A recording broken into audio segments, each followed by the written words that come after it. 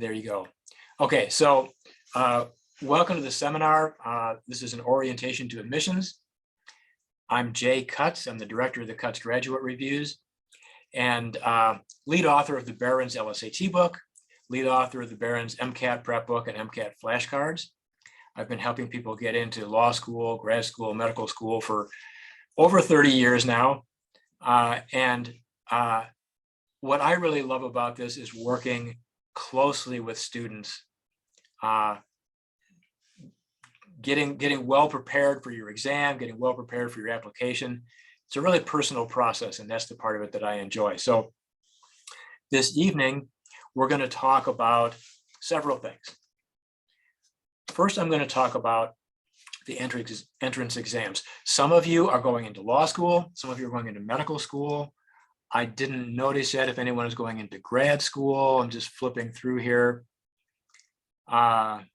This is why it's helpful to have your email. So the person who just joined us, please get that email in. I'm seeing all law and medical school. Some people possibly grad school. All right, so what I'm going to do is I'm not going to specifically address the GRE. I'm going to focus on the LSAT and MCAT because most of you seem to be doing that. If you're facing the GRE and you have some questions, please let me know and I'll say a little something about that. So first I'm going to talk about these entrance exams and what is really going on with them, what makes them difficult, and what you need to know about them in order to do well.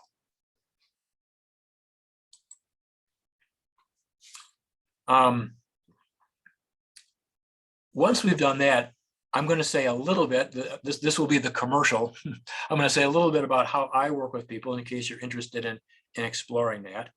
And then we will move on to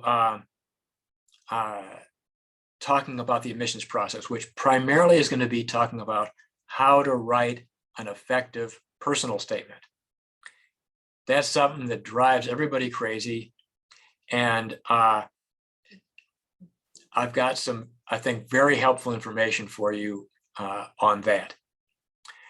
So as we prepare to move on here, first of all, Jakari has just joined us, and I would like to ask you if you can, Jakari, if you can drop me a quick email as you see on the screen, and your screen now at orders@cuttsreviews.com with this information. This will really help me know what kind of help you might need. So if you can jot down that email and read this so that I can get off of the whiteboard, that will be helpful. I took a screenshot. You got it? Okay. Yes. Thank you. I was going to say earlier, if you're comfortable with turning your video on, I love it. It really helps me to see people's faces, and it's just more personal. And then I can tell if I'm boring you to death, if you're falling asleep or other things like that. So please feel free to show your face, and that way, if you got a question, you can just wave your hand. Please feel free to jump in at any point. And if you've got a question or comment, and just unmute yourself and go ahead and speak.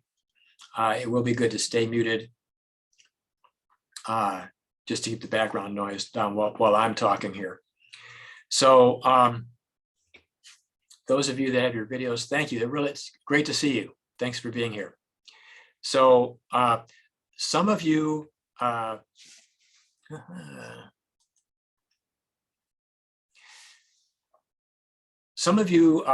most likely applying for fall 23 admissions, either to law school or medical school. Let's talk about that for a minute. Some of you are definitely applying maybe for fall 2024, or maybe even later. Some of you are not quite sure. And that's something we can talk about a little bit later in the evening. By the way, we will most likely go to about, well, let's say an hour and a quarter from now to get everything in. If you can stick with it for that, I think I can get everything in for you then. Yes,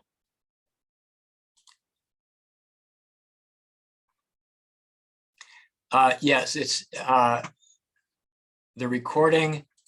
If you contact me tomorrow, I will make arrangements to get you the recording.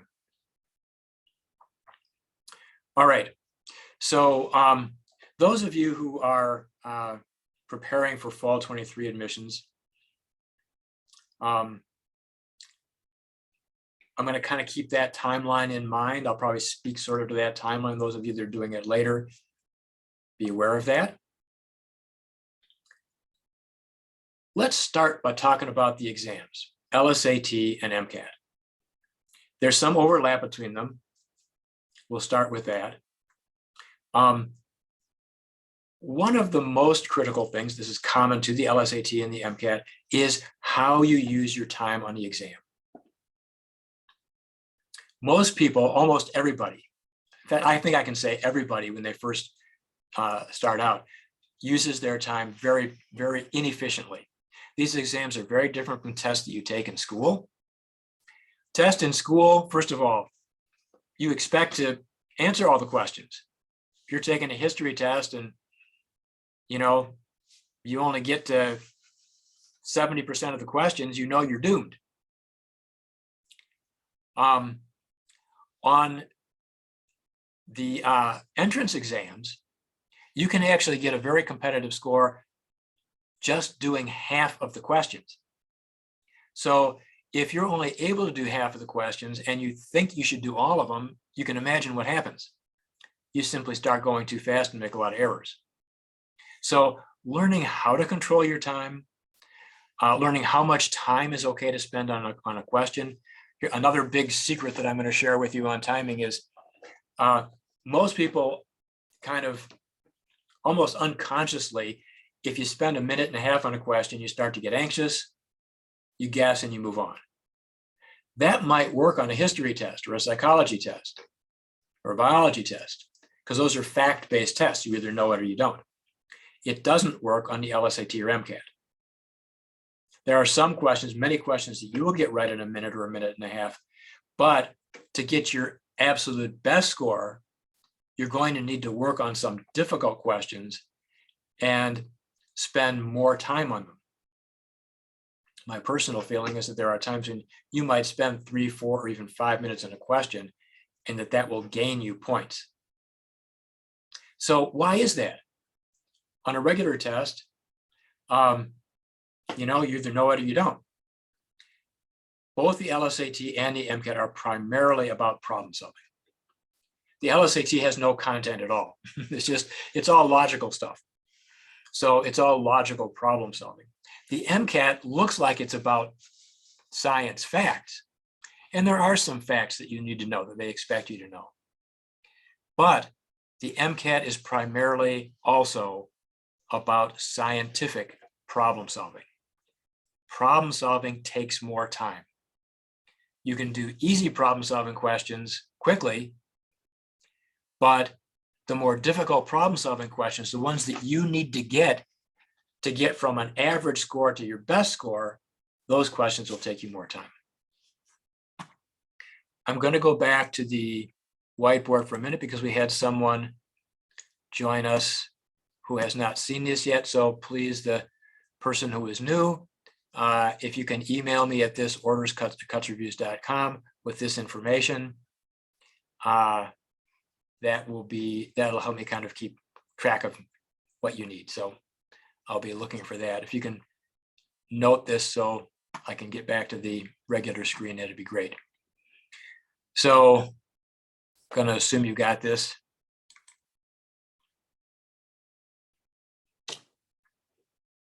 So timing is really critical. That's the first thing that's common to both of these things. Next, what they have in common is there's a couple of things.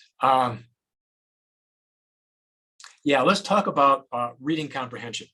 On the LSAT, it's called reading comp. On the MCAT, it's called CARS, critical analysis and reading something or other. It's reading comp. But It's not ordinary reading comp. There's a trick to it. There's a hidden agenda. What I'm going to say now is true for the LSAT, and is true to a certain extent for the MCAT. It's certainly true of the cars on the MCAT. So most people, when they start out working on these questions, you find you can get down to 2 possible answers. And then you just really can't tell. It's so close.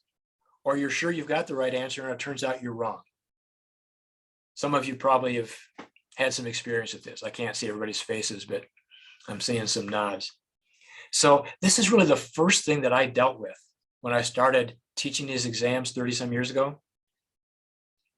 Down to 2, what's going on? Is it just a matter of taste? Do the test writers just happen to think that their answer is more clever than your answer? I decided that couldn't possibly be what's going on, because people would sue them, especially law students, right? So there had to be something else. What it turned out is that of those 2 answers that looked really close and you chose the wrong one of those answers is dead wrong. It's not that the one of them is better. One is dead wrong. It has a fatal flaw that they could prove in court is a flaw, makes it wrong. The correct answer is defendably correct. They could go to court and they could point to something in the passage that proves that that must be right. So this is true for the LSAT. It's true for every single question on the LSAT. And it's definitely true on the MCAT for the cars section. And to some extent on the other parts. So your job is to understand what makes something a right answer, what makes something a fatal flaw. They've made it black and white.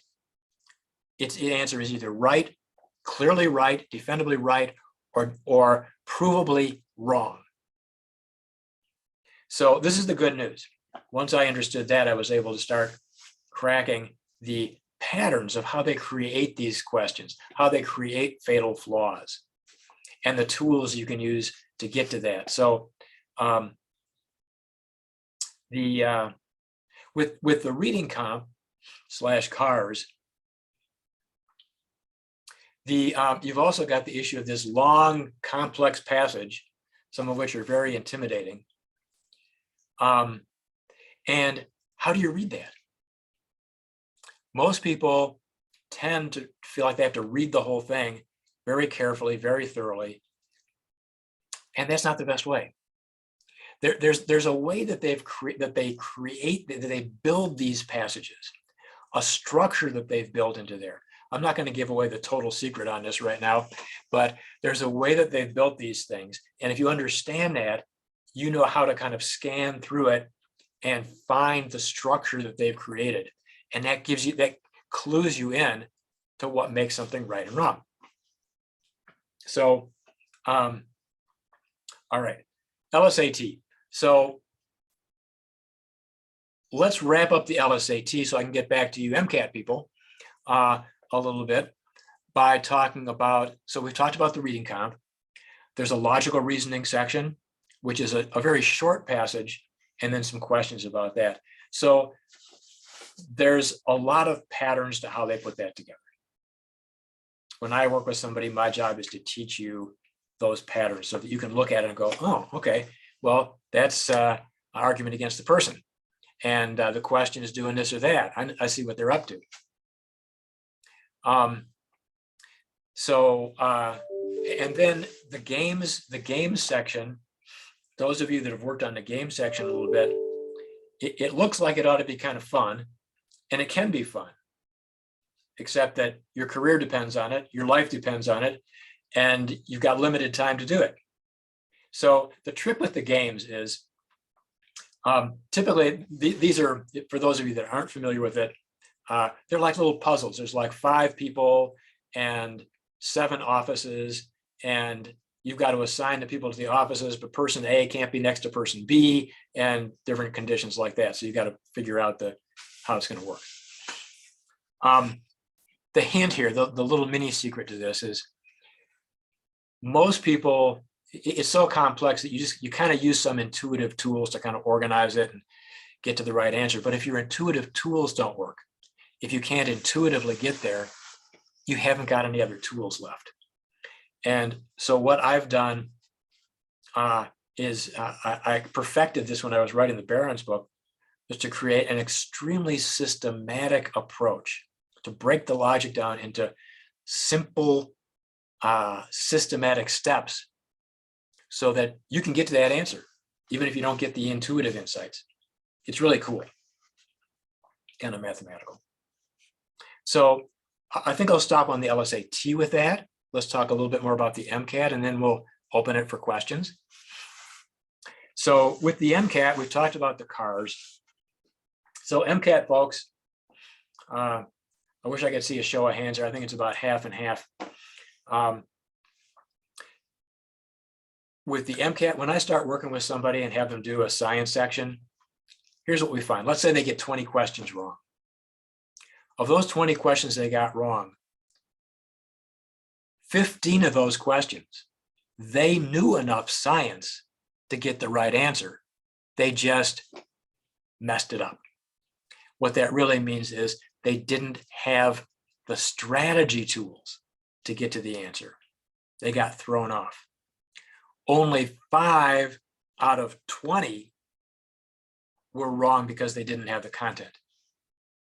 So if you're extremely worried about studying all the science for the MCAT, what I'm saying is, yes, you want to do as much science review as you can, but most people will be able to get the score they need with some basic science review, but learning the strategy, the problem-solving strategy for the MCAT. I really enjoyed the problem-solving strategy. Just as with the LSAT, problem-solving is really about learning to coordinate left and right brain thinking skills. It's really neat to develop that, to become more sophisticated with that, and to learn specific tools for doing that. Jessica, yes, please go ahead and reconnect. I'll probably need to let you back in.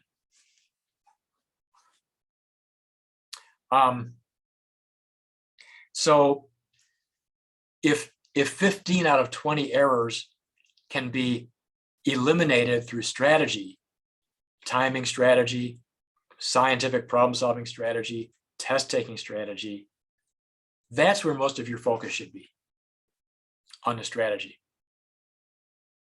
The science that they do want, a couple things about that. It's mostly pretty basic. As you're studying with old MCAT material, and it should be, most of your studying hopefully should be with actual MCAT material. When you're working with actual MCAT material and you see science that you don't know, that's something you want to notice and review. Stuff that's already been on the MCAT in the past shows you the kind of things that they want you to know. The main thing that you should remember about your science review is that they're not testing just endless detail. What they're interested in, what's most productive for you, is concepts, to understand something conceptually. So they might throw some fact at you about mitochondria. I know this much about mitochondria, so I'm making this up. They might throw something at you about mitochondria. Don't just memorize the facts. Oh yeah, a mitochondrion has this, this, and this. You want to understand the big picture, the concept. That means, how does it work? How is it related to other things? Conceptual understanding has to do with relationships. If this went weird in mitochondrion, how would that affect this part of the cell? How would it affect this system? Could I take this apart and put it back together again? This is conceptual thinking. If you understand the conceptual thinking, this is what they're trying to test. So they'll throw something at you, and something you never studied. But if you understand the concepts, you can work it out. Let's take a simple example. Let's say you got an inclined plane. and they're rolling a ball down an inclined plane, okay? So, and they ask you some complicated thing, they're giving you friction and gravity and all these different kinds of things, and you're just overwhelmed. And you don't remember any formulas. Go conceptual. Is that ball, as it goes down, going to start going faster or start going slower? Duh, right? It's going to go faster. It's going to accelerate. So often, if you stick with the basic concepts, some of which are intuitive, you can often get to the right answer. So they're testing your problem solving ability.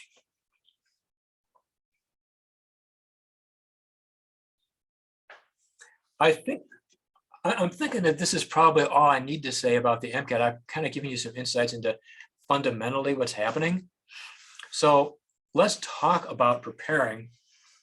I think it was Thomas who had a question before about preparing. How much time should you spend preparing? How should you organize your time? My feeling is that for both exams, it's ideal to have at least 6 months of prep time. If you can, maybe 9 months. For the MCAT, maybe even 12 months. Part of it depends on how close you are to the score that you're happy with, to the score that you need. If you're pretty close to the score you need, you don't need as much time, obviously. If you're further away, if you want to be at a, say, 60th percentile score and you're at a 10th percentile score, I've talked to a lot of people who say, oh yeah, I'm going to work hard, I'll get from 10th percentile to 60th percentile. That's a big jump. You're going to need significant time. What do you need the time for? With the LSAT, fundamentally what you're doing is practicing on actual LSAT questions so that you can find the patterns that are still throwing you off, patterns you don't understand, patterns you don't have tools for, so you can learn those tools. There are thousands of patterns, but there's not an infinite number. So if you work at it long enough, you've got all the tools you're going to need. It's pretty much similar with the MCAT.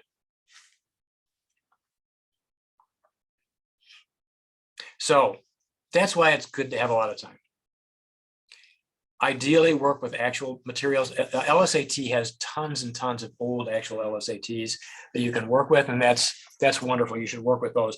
Avoid working with simulated materials from prep companies, even mine. We had to make up tests in the Barron's book. I don't think you should use them. Use actual LSATs. With the MCAT, the material is a little bit more limited. I have a lot of tests in a previous format that I give to my students. And it's really helpful to work with that actual material. So here's the problem most people have in prepping. They do a question, look it up, they got it wrong, they read an explanation, and they say, oh, okay, I get it. What do you think about it? How does that sound, the way I described that? I didn't describe it in a very good light because they usually don't get it. You see something makes sense, but you don't see what you need to know about that question so that you don't get a question like that wrong the next time. So just doing a question, reading an explanation, the explanations of questions are, they're just death. I wish they didn't exist. They're not the real explanations. Where can you get actual LSAT materials? Amazon. LSAT publishes volumes of 10 actual LSATs. They've got quite a number of them. There's like 80 some tests available. So what you really, it's better when you do a question, you want to come away understanding exactly why the right answer is right, exactly why the wrong answer is wrong, and what tools you could have used to get there. That's not easy to do on your own. But I think you can understand that without that, you don't really learn as what you need to.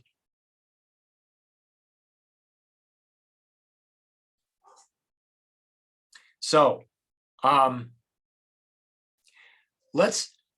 think it's natural for me to go from there to the commercial, and I can tell you how I work with people. So having done this for 30 years, there's a lot of LSAT material, LSAT classes and review material out there.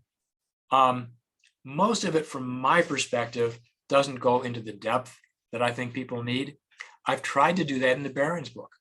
So if your resources are very limited, the Barron's LSAT book can be a wonderful, wonderful help for you. And it's, I don't know, 30, 40 bucks, something like that. Most people, if you need your maximum score, will do much better by combining the book with being able to work with someone like myself. Let's see, Chad here. Do you think MCAT prep plans that promise a certain score actually helpful, or just trying to something? The promise, yeah, that always drives me crazy. They say, we guarantee a 30-point improvement. Well, or what, or else what? You know, you come back to their class again or something. It makes it sound like everybody gets, it makes it sound like they assure you that you will get a 30-point improvement. They're not saying that. So how do you decide? Okay, so that was that brings us up a good topic. Keeps me from being a little too self-centered here. What's the best type of prep? If you're gonna pay for some prep, what's the best type of prep? I personally don't think the big name companies are really that helpful. They're also very huge companies. The person that would be teaching your class is probably a very bright person, did extremely well in the test, but you're lucky if they've taught it 2 or 3 times. They don't have 30 years experience. My personal feeling is that personal coaching is the most effective way to learn, and probably the most cost-effective way. If you can find someone who's very experienced, who can work with you personally through personal coaching, I think that's the best way to go. For the MCAT, it's kind of nice. Like someone like me, well, thank you. I didn't have to say it. All right, let me just tell you what I do, and then you can put that into the mix. For the LSAT, I offer both a classroom program without personal coaching and a personal coaching program without the classroom. I'm trying to think of the cost, or it depends on kind of where you enroll for it, but let's say the classroom program is about 5 weeks, 5 3-hour sessions, plus pretty much unlimited months of online canned support, but not live support, around $600. The personal coaching is pretty much unlimited with me. It could be around $1,200, $1,300, depending on where you register for it. I offer it through various continuing eds, and I offer it privately. And that's just directly one-on-one. And to me, that's just the most effective way to work. And I think it's very cost-effective too. MCAT, we just offer one program. It includes summer classroom sessions, 4 7-hour classroom sessions throughout the summer, and pretty much all the coaching you need. And that's probably around a $1,500 range, depending on where you register for it. So I can work with you with the coaching. For the MCAT, it would, depending on when you do it, it could include classroom things. For the LSAT, you'd have a choice. Khan Academy. Well, Khan Academy, I'm not super familiar with their LSAT stuff, but my impression is they've got prep material. I don't know, they may be using actual LSATs, which is a good thing, but all they can really do is give you the explanations, which are the things that drive me crazy. They're not the real explanations. They don't really get to the heart of why you got that question wrong. So I think that's the great danger with the LSAT. Mostly what prep people are doing is giving you explanations. And I don't think they're doing it in the kind of depth that would be super helpful. I do want to mention I've got some very, very low end programs for people who just can't afford anymore or don't think they need any personal help or don't even need classes. You're welcome to contact me about those, just some online things that support you with kind of canned materials that are very helpful, and a study program. So I'm trying to offer things at a variety of ranges for people. So feel free to contact me after the class, and I'll be happy to talk with you about those kinds of options. Any other questions about test preparation? Amazon books. Are we talking about MCAT or LSAT?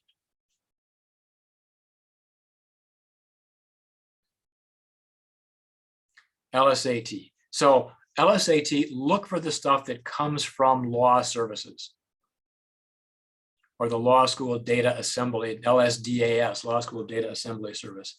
They are actual LSATs, books of 10 actual LSATs. If you have trouble finding them, feel free to contact me, and I can point you to the right things. What are your feelings? Oh, sorry, I didn't mean to interrupt. Go ahead, Thomas.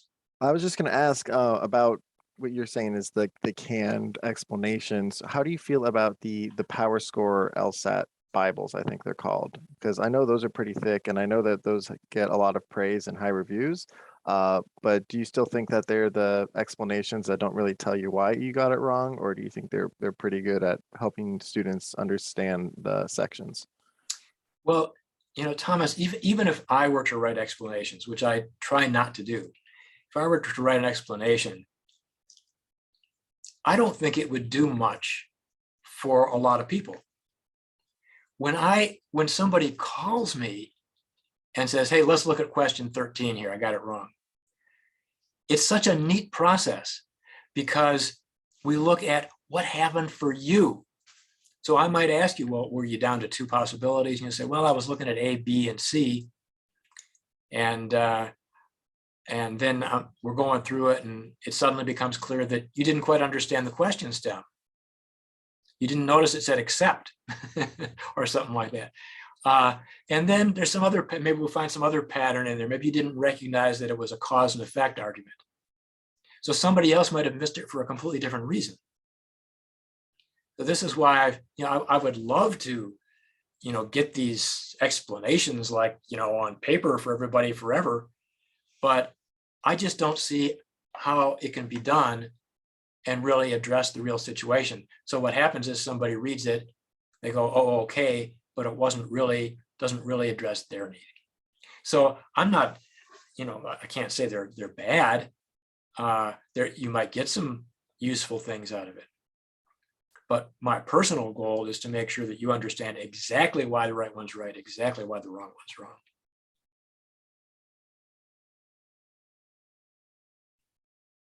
What else are you thinking about? How about MCAT, people? Any questions about how to prepare for the MCAT? Yeah, so in terms of looking at wrong answers and reviewing why you got them wrong, sometimes I feel like if I just don't know where I went wrong, I have to look at the explanation. So how would you go about reviewing a question if you're self-studying and it's based on strategy and not content? It's difficult, Anthony. It's difficult because we have our own blind spots. We don't see why we missed it. You just would have to be really conscientious and really, for the MCAT in the Barron's book, I have some good information about strategy, but it's not as comprehensive as I would like it to be. It would have made an entire book to really write about the scientific problem-solving strategy. And we decided not to do that. So there is some good insight in there. So something like that might be helpful to point you in the right direction. And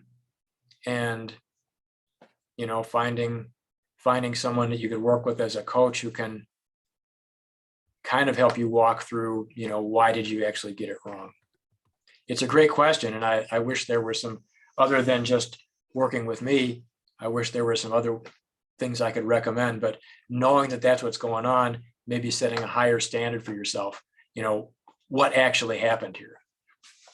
And you can read the explanation and ask yourself, okay, does this really get to it? If I saw this kind of question again, would I really know what to do? Or are they just telling me after the fact? It's kind of like being lost in the woods and there's like a fork in the path, a left and a right. You don't know what to do and you're sitting there and suddenly somebody drops a guidebook on you and says, go left. And you go, oh, okay, I should have known that. Well, next time you wouldn't know it. So somebody's trying to get into the, how do I get this? Participants.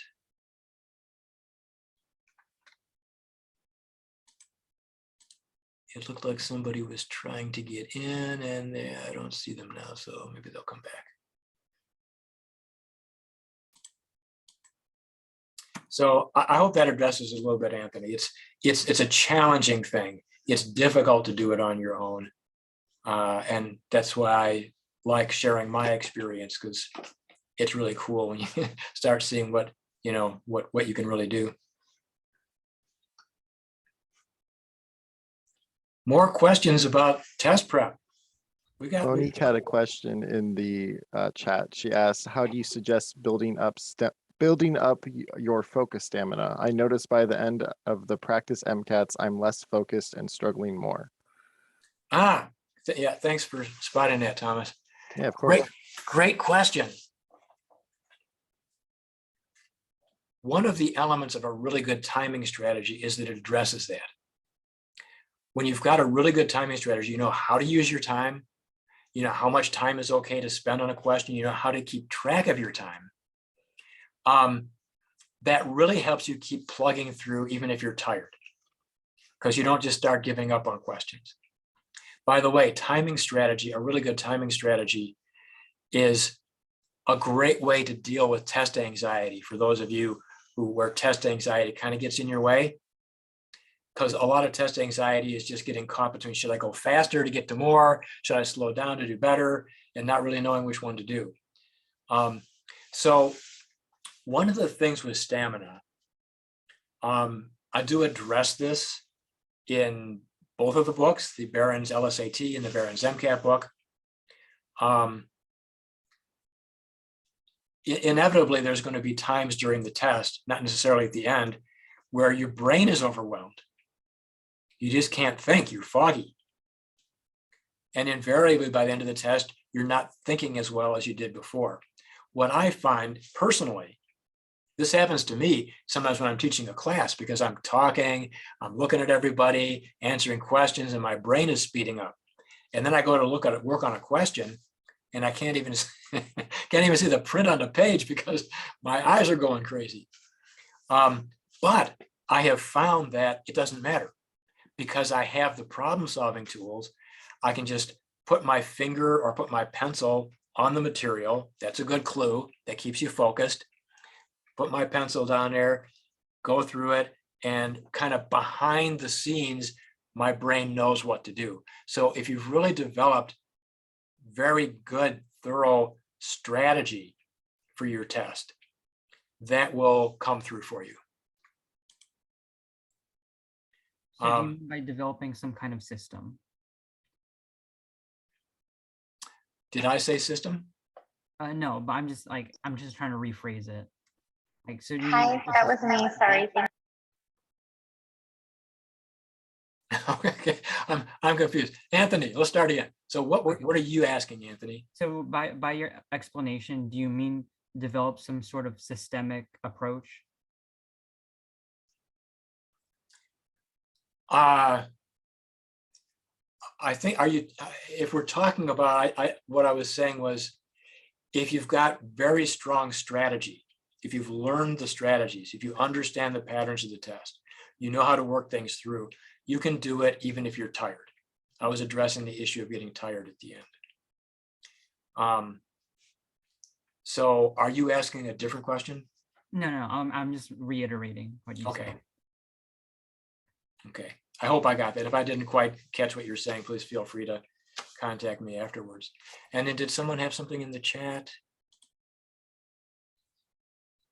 Oh, if you don't have 6 to 12 months, okay, for MCAT, great, good question. So yeah, because a lot of you are going to take that MCAT in like 3 months. It's doable, especially if you focus on strategy. There are tens of thousands of science facts that you could theoretically review. You know, the books are like this thick of science stuff to review. You'll never get through it all, but you shouldn't. At least half, maybe 3/4 of your study time on the MCAT should be focused on strategy. First mastering the timing strategy, and then working on these problem-solving strategies for cars and for the science. I don't know where else you can find this strategy, but you can certainly find this strategy in the Barron's MCAT book. And then if you can find a way to get some personal coaching with it, that'll speed things up as well. I've had quite a number of students who, once they understood how to use their time and had a basic sense of what MCAT strategy, problem-solving strategy was, they were already getting the score they need. They'd already improved enough. So it can be done in a few months.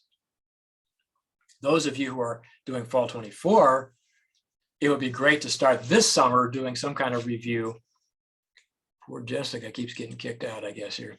To start doing some kind of review this summer and organize a full year plan for yourself.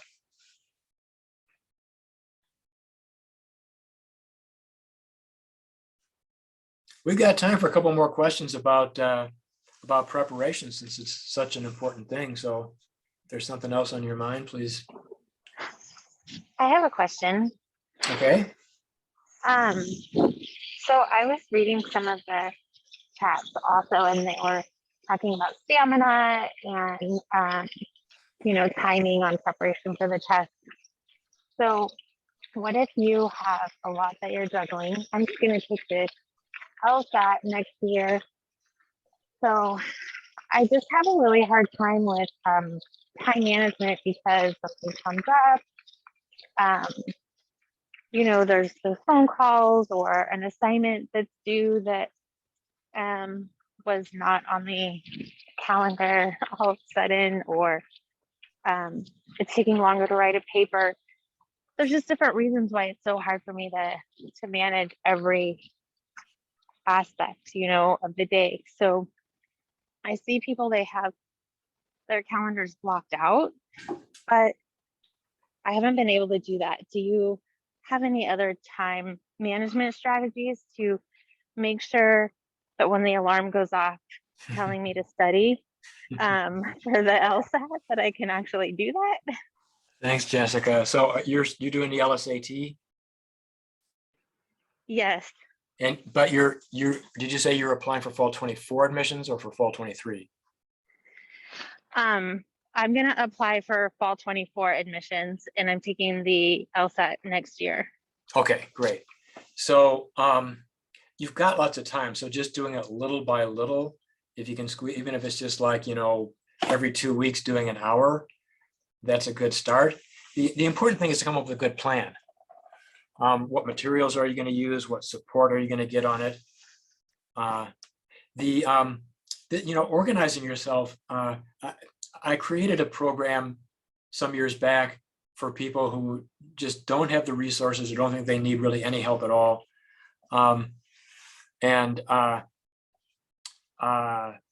It's called Steps to the LSAT.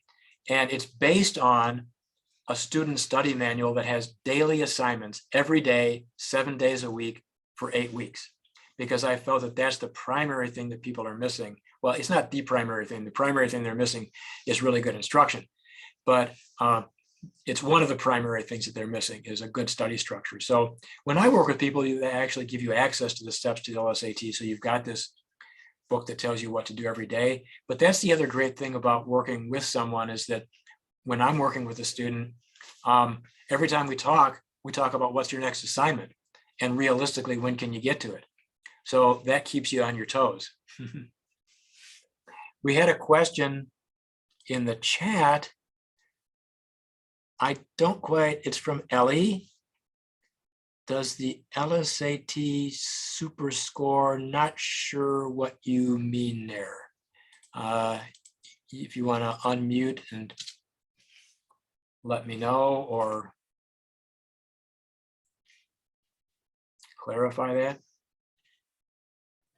Yes, so like I know there's like, since I know there's portions of the test, I don't know, like if you take it like once and you did really good on like the comprehension, and then you take it again and you did really good on the puzzle, I don't know, like do they like take your best parts of like different tests and put it together to make a No. good score, or is it just No. whatever is on the No, if you take the test a second time, most schools now will simply take the higher score. Although if you go down the second time, that doesn't look too good. But yeah, but you can't pick and choose. The thing is, if you're preparing well, you should be continually improving. But I think when people are not, when all they've got really is those explanations, you kind of hit a ceiling pretty quickly, and because you don't really know what's going on.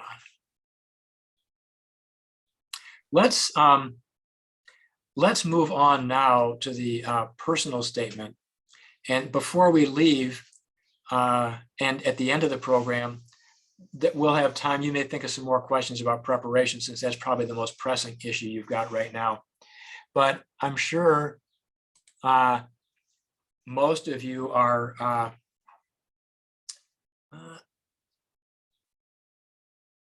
taking the test 2 or 3 times. In most cases, it's not necessary. It's a great question, because a lot of people think they'll take it once to see how they do. Well, why do that? You can take a practice test to see how you do. There are some cases where if somebody has a lot of test anxiety or some other issues, it might be good for them to go through the official thing twice. But generally, you don't need to take it officially to see how you're doing. And you basically want to give yourself maximum study time. This kind of comes back to, how should I organize my studying? It should be the last thing you do in the process. This is one place where getting things in early is not the way to go, unless you've already got a superior score. You want to take as much time as possible to prepare as well as you can, so you've got your maximum score. About the score, how do you suggest deciding if it's time to retake? What if you get a 160 or a 170 and that seems like it's good enough, but how do you know if you need to retake it? Do you base it on the school you want to apply to? You have to kind of look at where do you want to apply? What's your GPA? What kind of a range does that score and GPA put you in? And do you feel like you need to be more competitive? You'd be more comfortable if you were more competitive? It's kind of a personal decision, and it's something you could, talk with a pre-law advisor about as well. I hope that kind of addresses that. Somebody was asking a question about what can we do to beef up our personal statement. So that's what we're going to talk about now. All right, and then we'll come back at the end. I promise we'll have time to come back to the questions about preparation, and I will stay afterwards if people have more questions.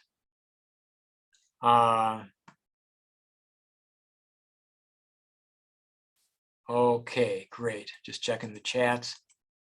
So if you had to sit down and write a personal statement right now, what would you do? How would you approach it?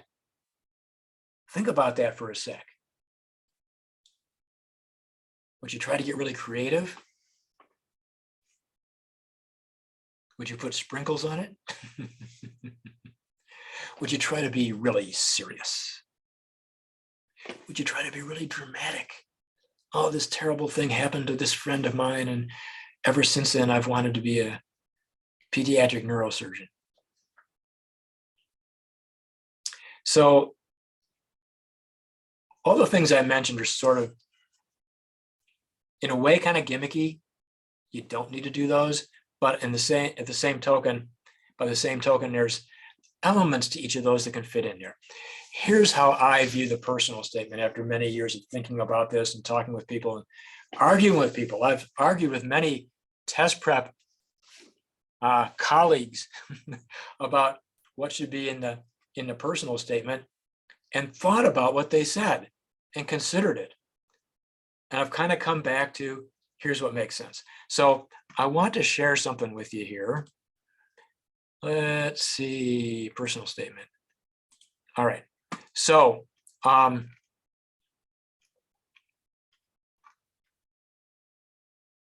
this, I'm just thinking there's, how do I get you a copy of this? There wasn't really a way for me to send you a copy of this, but everybody who sent me an email, I will send you a copy of this after the program. So here's the concept. I'm going to leave this up here for a while. Here's the concept. Think about what does the admissions committee need to know about you? What's important for them? My feeling is it boils down to three things. Number one, the primary thing is your motivation is strong and realistic. Two elements, strong and realistic. Your motivation is strong and realistic.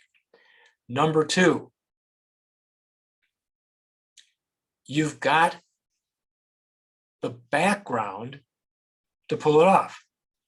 The educational background, the experiential background to pull it off. And three, you're a good match for their school. So let's talk a little bit more about those. I'm going to leave the share screen, but we'll come back to it in a minute. So first of all, think about that. Your motivation is strong and realistic, and you've got the ability, the skills in various areas to be an attorney or a doctor. And then finally, you're a good match for their school. It kind of makes sense, doesn't it? So what is realistic motivation? What does strong and realistic motivation mean? Strong motivation, or let's call it a deep motivation. Your motivation is deep and realistic. A deep motivation means that what you want to do in your career grows out of who you are, where you've been, what you've done, what you've seen. This doesn't have to necessarily be dramatic. It just makes sense. If they look at who you are, if they could see a movie of your life up to that point, they'd see, oh yeah, it's very natural for you to move into this. Now, the only qualification, the only qualifying thing with that is it also needs to be realistic. You need to understand what actually happens in your field. If you want to be a lawyer because you want to change the Constitution from being a patriarchal document to a matriarchal document, they're going to think you're really creative and a fantastic person, or they're going to think you don't know what you're getting into. Because changing the Constitution is not something that's realistically going to happen on that level. That was just kind of an extreme example. But I've had a lot of students who their idea of what they were going to do in their field didn't really sound like they knew what happened in that field. And that's kind of fatal. So this is one of the most important points, and it comes back to somebody, I forget who raised the question. I'm sorry, I forget who it was, but somebody raised, maybe it was Nina, I don't remember, raised the question about what you do to beef up your personal statement. So you can go to law school, you can get accepted to law school or to med school without really having a clear idea what you want to do. In many ways, it's perfectly valid to go and find out why you're there, get exposed to stuff. However, the person who has done some reflecting, some self-searching, and done some research, and can speak about an area of law, or area of medicine that they might be a good match for, that person, in my opinion, is going to be a stronger candidate, because then they can judge whether your motivation is deep. If you just say, I want to go to medical school, you know, when I was a kid, I liked to dissect cats and stuff, and you know, I'm sorry about that. You know, and I don't know, I'll be, you know, I could be anything, you know, I'm open, my mind is open. Some people on the committee may like that. Other people may go, well, we don't know what this person wants to do. We don't know if they've got a realistic motivation or not. So the first thing and most important thing you can do is to do career research. This is one of the most important things that I talk to people about. Even if you don't want to decide now, it's okay. Whatever you decide now, nobody's going to make you do it later.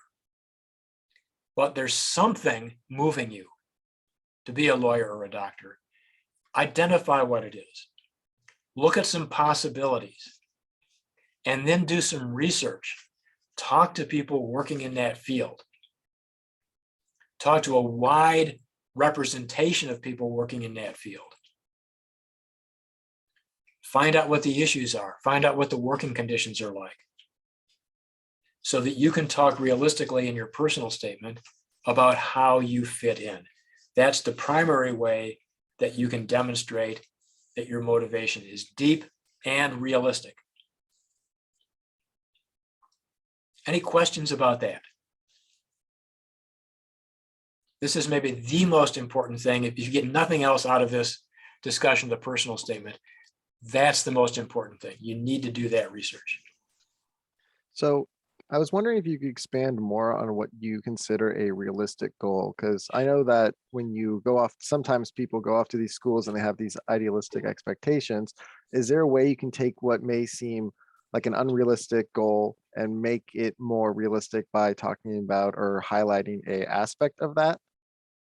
Thomas, what would be, if you want to share this, what do you think is a goal that you might have that might sound unrealistic? Let's say like, I want to stop all sexual assault crimes. Like that's, good luck stopping all crime. But is there a way you could like take an element of that and highlight like, oh, I want to provide more services for victims, or I want to take a look at policy and legal codes that make this process difficult or are part of this process and help make it conducive for justice. Does that make sense? Absolutely. It's so, yeah, you might say, I want to work on policies that will reduce sexual assault crimes. That's realistic. It's already realistic, even if you just say that. If you do the research and talk to people working in the field, you'll know what some of those things might be that you might be interested in. I think the thing about being unrealistic, I mean, in some ways it's common sense. You don't say, I want to eliminate crime, but I guess I'm just saying, make sure that the way you present it is realistic. And, let's take kind of an extreme example. Let's say somebody didn't do any kind of research at all on sexual assault crimes, but they had the idea that they were caused by, I don't know, excess testosterone or something. And they what they talked about was that they wanted to work on programs that reduce testosterone levels in suspect populations or something. That just really isn't what people are doing. So by talking to people working in the field, you'll already know what's realistic. So as long as you talk about actual action, so to speak, right? Not your plans or your theories, but something that would actually be realistic and a field that people already work in, right? It can be, I mean, you can include your dreams in there and your ideas, although you want to be a little bit careful. If it's something completely novel that nobody else has thought of, it may not come off very well. Right. But Okay. Find out what people are actually doing and then decide what part of that is exciting to you. Okay, thank you. What about they say, share your sob story. Is that necessary? Or, I mean, is it really okay to highlight just the positive things, even if you have a sob story? You really have to go into it, or can you just touch on it and move on? Yeah, good point. Really good point. Thanks for bringing that up. So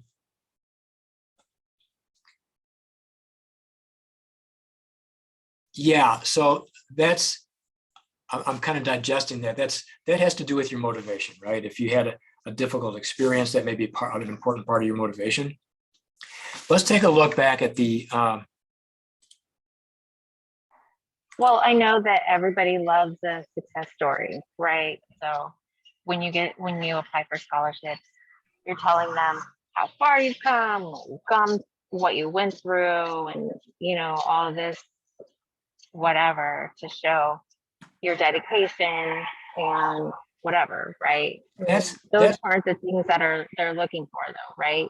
That's where you have to be careful, because my guess is there's certain things that they see a huge amount of in personal statements that's just not helpful for them, and they probably get really tired of it. Saying, I really want to be an attorney. I love law. I've always loved law. My parents always said I was really good at it. And I would really love to help people. I like helping various kinds of people. And it really makes me happy to help. So I want to be an attorney who helps people. So you can see what I'm doing. There's all this like positivity saying nothing. So but at the same time, you don't want to say, oh, well, I walked uphill 10 miles in the snow with no shoes. Right. Everything. It's a balance, I'm guessing. Here's a good test. Everything you put in there should serve a certain purpose. If you write a sentence in your personal statement draft, go back and say, okay, what am I trying to convey with this? So the talking about motivation, if you look at the personal statement outline here, this outline is sort of, we've got talking about 9 paragraphs. It's divided basically into 5 chunks. So let me talk about the rationale for this. The person reading your personal statement, yours may be the 50th personal statement that they've had to read, and it's 9 o'clock at night and they're tired. If they pick up your statement and you start saying, and it starts out saying, it was 3 a.m. on a blistering, on a blizzardy December evening, and I was walking through the snow trying to get home, et cetera, et cetera. How are they going to feel? Maybe 1 person out of 10 on a committee might sort of be interested. The rest are going to go, oh my God, it's the walking through the blizzard story. Get to the point here. So my recommendation is start by addressing the 3 things they're looking for in a very brief, concise way. You talk about what you want to do or be and what you're going to do with it. I want to be a water law attorney working on international water law in border states and between the US and Mexico. So you've given them a statement. The purpose is it shows them that you have an idea of what you want to do that's well thought out, and what you want to do with it is realistic. Then you concisely show them that you've got the background. I've got a 3.6 GPA with a degree in public administration. I have 5 years experience working as a paralegal. And then you want to talk about why your school. I'm particularly interested in studying with Professor so-and-so because of their extensive experience with water treaties with Mexico, and Professor so-and-so because of their extensive negotiation experience.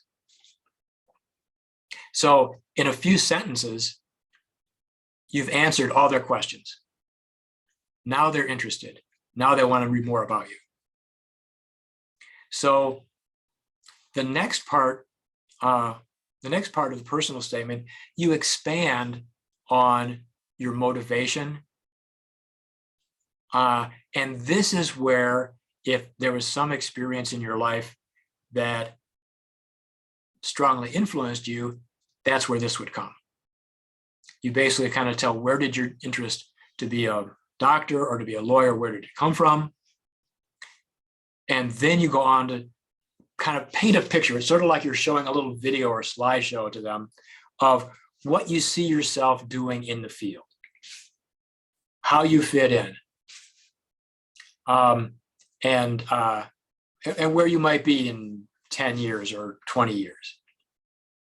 Fleshing out that picture shows them that you have thought about this and you've done some research, and that what you say sounds realistic.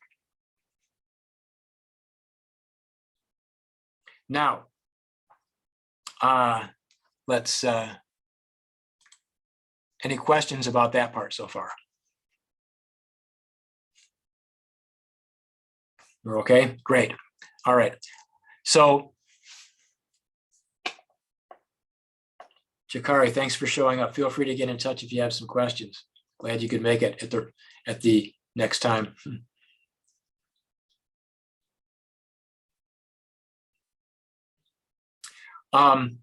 So what we've done is you've briefly, immediately given them the points they're looking for. They go, oh, thank goodness, this person's telling me what I need to know.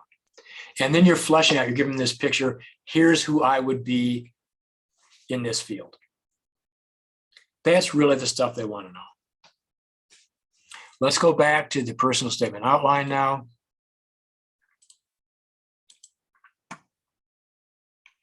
Where it says paragraphs 4, 5, and 6. This is where you document your experience. Now, this part of it, the first part is really the most important thing. The second part, they just want to make sure that you do have good academic skills, and it's nice to see if you've got some kind of real world skills that would be helpful. That makes your application a little bit stronger. You know, if you're just out of college, may not have a lot in that area, but you simply want to address it. You're just going to highlight your GPA, your academic highlights, things you were proud of in your academic career, just to show them that you're a good student. If you had some problems, somebody's going to say, well, what if I have my GPA is 2.3 and whatever? If your GPA is not great, if you struggled, if there's a particular reason for it, you can describe that to them. Maybe you had to work a lot. Maybe you had to take care of family. Maybe you just didn't get it together for a couple of years. Maybe your second 2 years were a much stronger GPA. You can highlight that. So where does the sob story go in here? Well, when you talk about your motivation, it might fit in.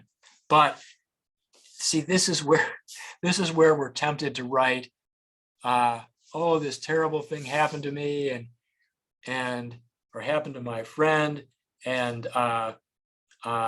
that really motivated me, and I didn't want anybody else to have this happen. And you're kind of pouring on the schmaltz because you feel that this is going to influence them to show how emotional you are. There may be some people on a committee who would respond to that. Most of them probably will not. They'll just kind of feel like that's emotional blackmail. So talk about the things that really affected you. Be honest about your feelings, but don't feel that you have to come off sounding dramatic. The final part, paragraph 7 and 8, you're talking about why you want to go to this school. The big mistake here is people say, I want to go to your school because it's great, it's fantastic, it's got a great student-teacher ratio, you've got wonderful programs, you've got a great reputation. Well, that's great. Great is great, but that doesn't tell them anything. The most effective way to address this is to find out what professors there have interests most similar to yours and what you might learn from them, and talk about that, or what maybe special programs they have that you could take advantage of, and talk about that and be specific. That's very powerful because it shows them that you've actually bothered to do the research. You haven't just made 10 copies of a personal statement and sent it out to everybody. So that's very important. Now, paragraph 9 is your conclusion. Paragraph 9 does the same thing that paragraph 1 does. You've given them all this stuff. They may or may not remember it. When you leave them, you're emphasizing those points. Here's what I want to be. Here's what I want to do with it. Here's why I'm qualified. I've got the experience and the background. Here's why I'm a good candidate for your school.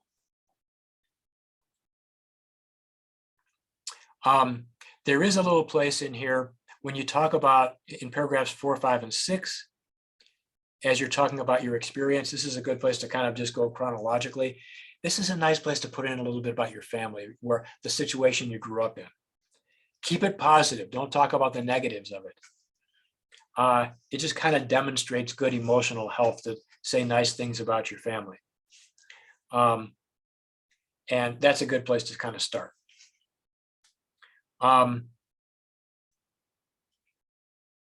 In the, where does this go? Maybe between paragraph 7 and 8, but before paragraph 9, you can put in also a little bit about just yourself as a person now, like, hey, I love to play tennis. I'm looking forward to maybe starting a tennis club with some, fellow med students, I have 2 wonderful dogs, and just a little bit of personal stuff about yourself, just briefly, to show that you're a human being. So, all right. That's kind of the essence of the personal statement. There are a lot of kind of refinements to it, but I wanted to give you the benefit of kind of how to start thinking about it, how to start organizing it. So we have time now for your questions, either about the personal statement or coming back to preparation. So on the personal statement, you mentioned specifying professors and their interests, and that's something I haven't thought about before. So I was wondering, what's the best way to go about that? How would you find research about certain professors? Would you start with a school you're already interested in, or should you go the other way around and look for actual researchers and see what schools they're affiliated with? So if you've got a particular interest, then you might start with who in the whole US specializes in that, because that might be the school you want to go to. Generally, you just kind of go to their webpage, the school's webpage, and start reading about the professors and find the ones who are kind of a match for you.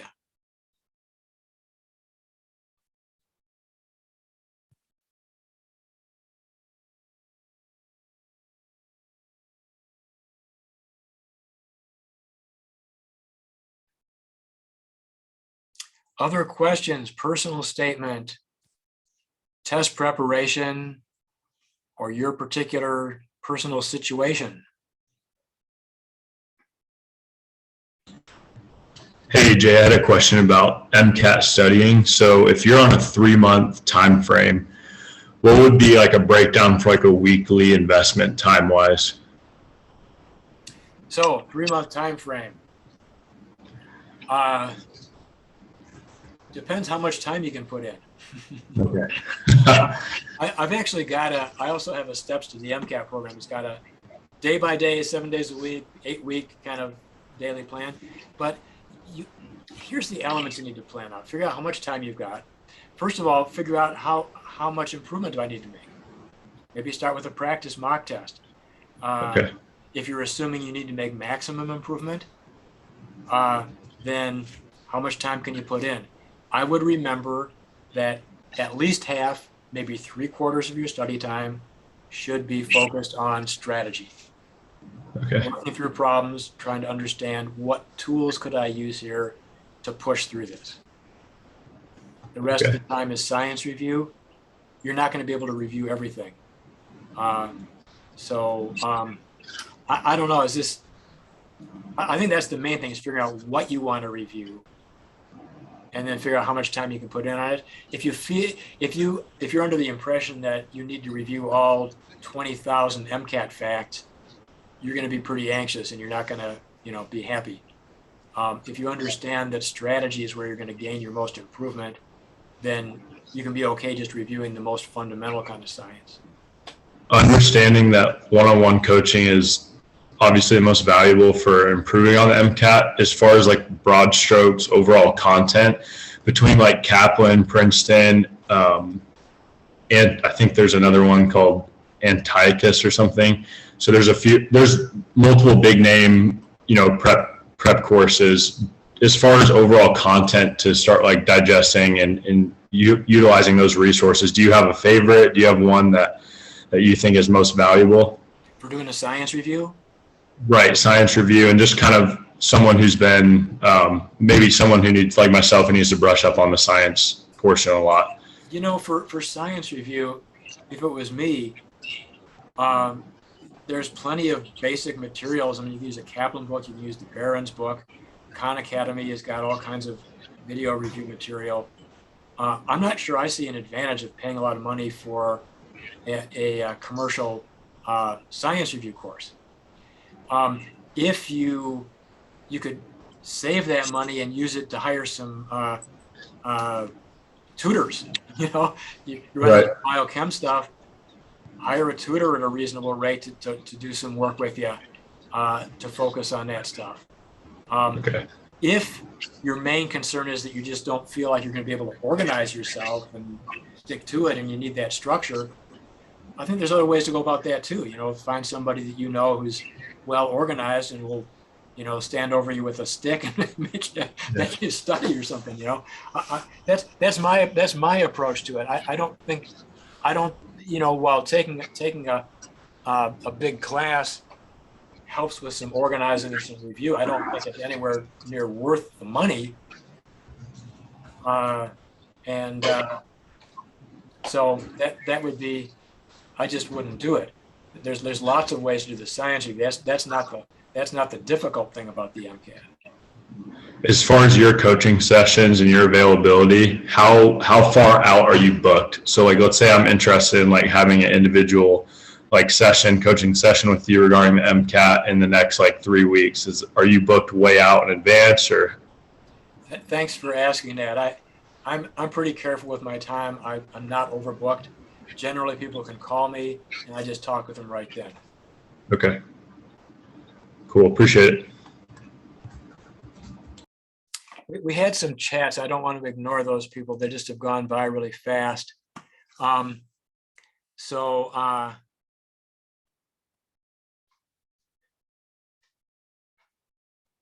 Okay, so Jessica's asking about the format for the personal statement. Each school will have their own guidelines about how they want the personal statement to appear, how long it can be, and what kind of format. So you should check with the school. It is basically an essay, and it needs to look really good and be really perfect. So you want to have somebody kind of word process it for you. Nina asks, would I recommend having family and friends read and edit the personal statement, or only pre-health advisors? Well, wow, that's a loaded question for me to answer. I've had people say they, had a doctor read it. The doctor said it was great. Personally, I think there's a lot of confusing ideas about what should be in a personal statement. So I don't know that I'd have anybody read it. When I work with somebody on a personal statement, usually if I'm coaching somebody on the test, I will be happy to review their personal statement briefly and give them some feedback. If I make a suggestion or a criticism on it, I want you to understand why. What are we trying to accomplish? I don't just say, oh, well, I prefer to have you do it like this. And I'm not just going to say, oh, hey, that sounds great and wonderful. There's always reasons. There's always something we're trying to accomplish, something we're trying to convey. And I think that's a good process. I've just heard a lot of horror stories. People will send me a personal statement that's just like, oh my gosh, don't turn this in. But all kinds of people have told them it sounds wonderful and it's great. And, nobody knows. Even us and admissions professionals disagree on what a personal statement should look like, but I always want to go for what am I trying to convey here? And then you decide if you want to try to convey that or not. So that's, I think, everything in the chat. All right. I promised to kind of wrap things up by now, but I will stay here. And, so first of all, anybody, if you want to reach out to me after this, please feel free to call. You can just call me anytime after about 10 o'clock Mountain Time, which is after about noon East Coast time, 11 o'clock Central Time. Feel free to contact me. If you think you might like some help with your test prep, or at least talk a little bit more about how to do that, please call me and we'll talk about that. And I'll stick around now. For anybody that has some questions, feel free to unmute yourself. And Anthony, if you're starting from scratch. So Anthony, you're still a year away. I would suggest finding a way to organize your science review, focusing on that, or alternately, you could consider getting into a program with me, and then I can guide you over the next 15 months as to what you should be working on. Start with the Barron's book. That will help you understand about strategy. Do a little bit of science review, half strategy work, and just work little by little. I missed a chat there. Yes, you can use the same email that we just sent.